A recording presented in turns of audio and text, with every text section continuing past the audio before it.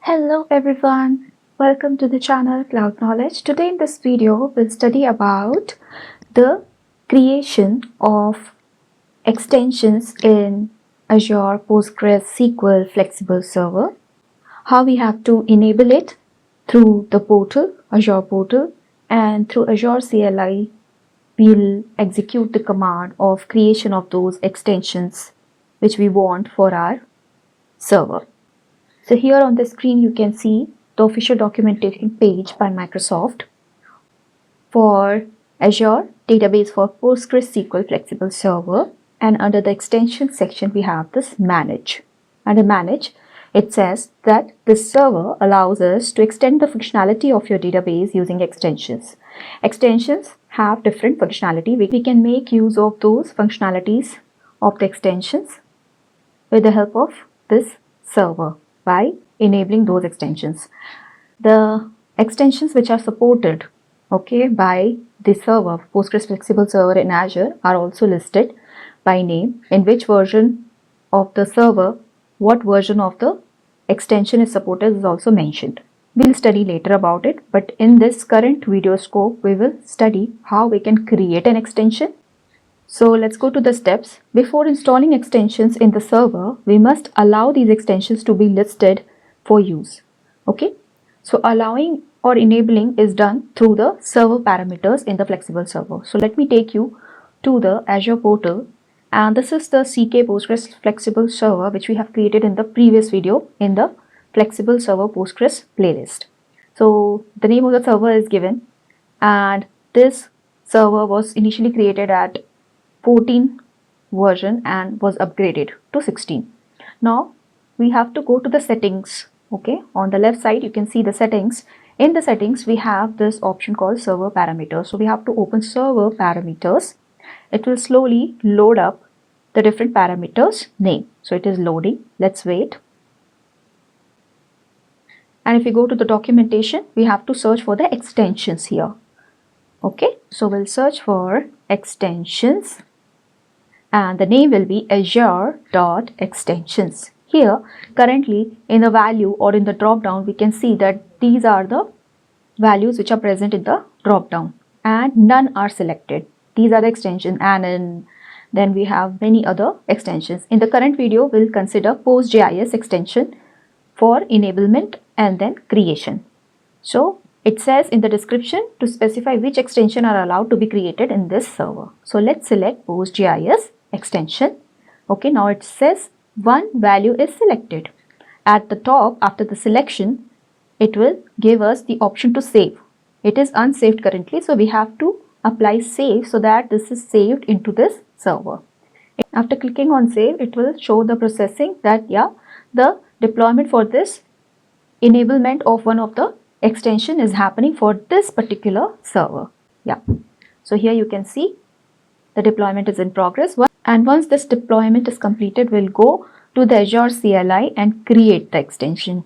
Let me take you first back to the documentation. We'll go directly to create the extension. After an extension is listed, and if the extension requires it, it is also added to shared preload libraries. It can be created or installed in the database on which it is to be used. To create an extension, it is very important that user must be a member of the Azure PG admin role. Make sure this condition is met. Then we have to run the create extension command to create or install a particular extension. The command loads the packaged objects into your database. Now we will open this hyperlink of create extension command. It will open up the Postgres documentation. It says create extension, install an extension. The extension name we have to give. Okay, so we'll go back here. The deployment completed. We'll click on go to resource.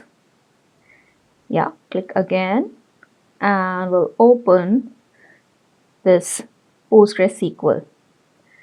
To the overview section, we'll go again, and here there is an option called Cloud Shell. On the right side, the very first icon, we will click on the Cloud Shell.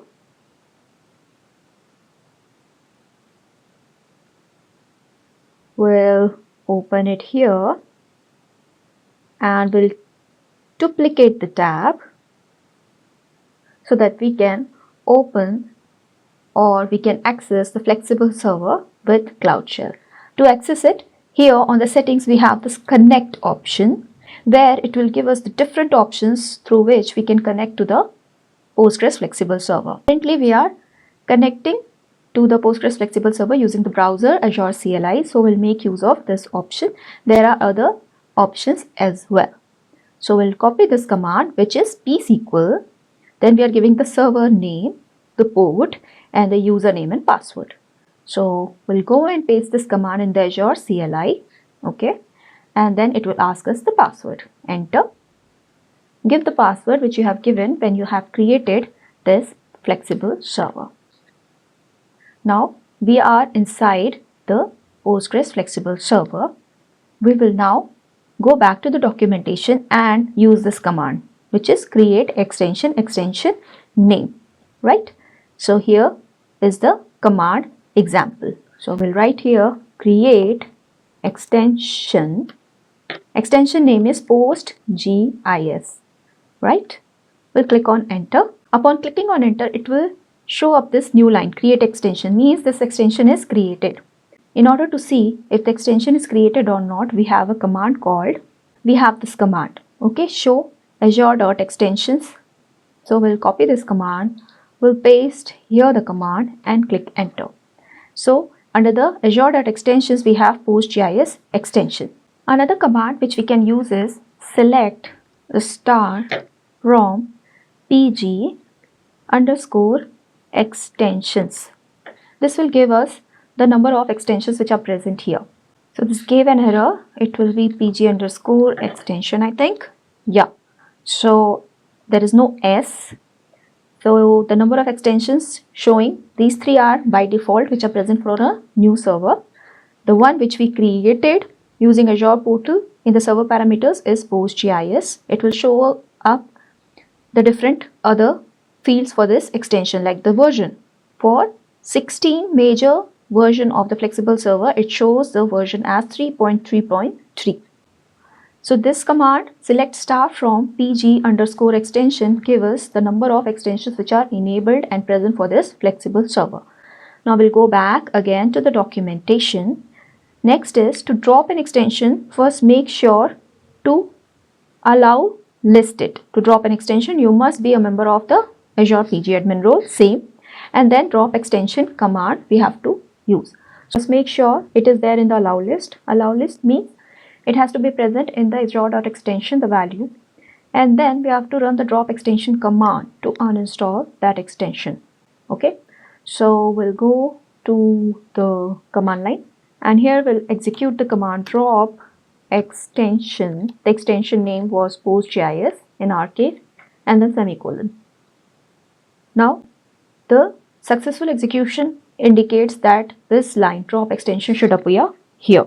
Okay, now if we say show azure.extensions, it will show us PostGIS because it's still present in our server parameters. But if we execute the command select star from PG extension, it will not show up the existence of the PostGIS extension like it happened when we enabled it. Okay, enabled and created it. So we dropped the extension and now we can remove it from the azure.extension server parameter list as well, and then save and deploy the changes to the flexible server. So in the current video, we have studied how we can enable the extension, the required extension to extend some functionalities in our flexible server by enabling it in the server parameters through Azure portal. Then how we can execute the Azure CLI create extension command, and also the process of dropping that extension. Hope you have understood this video. Do let me know in comments if you have any queries. Thank you for watching the video. Happy learning. Bye.